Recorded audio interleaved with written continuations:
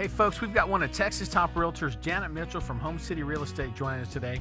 Janet serves buyers and sellers in all of North Texas. Janet, welcome to the show. Thank you. Glad to be here.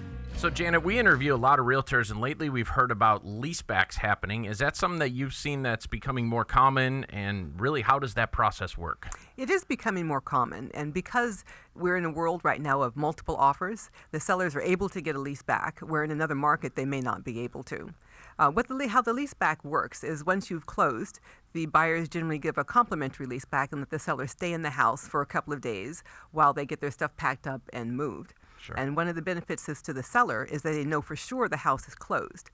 Without a lease back, they're having to move out before closing, and if something happens at the last minute, they're out of the house, they've moved their stuff, and they still haven't sold their house. So it gives the seller a sense of security.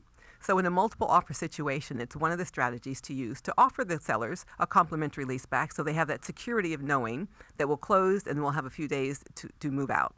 Have you had experience where the seller needs a little more than a couple of days? Maybe they need a month or something. Would that be something then that they would charge for at that point in time? It is. Complimentary will go from 3 to 7 days. That's generally complimentary. Anything longer than that, then they execute an actual lease, and then the seller will pay a certain amount that they've agreed to while they're in the house. And so if both sides can benefit from that, one, the buyer has secured the house, and Right. two, the seller doesn't have to move to a temporary place and then to their own place. And it works a lot easier when they're building a new home because the closing date is not actually for sure until you get closer. Right. And so with a lease back, they know they can sell their house and stay in their house until their new house is ready. So it works and benefit for a lot of different reasons. Right, that's an attractive option.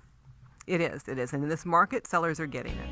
Janet, for folks that like to talk to you about selling their house or buying a house, what's your website and phone number?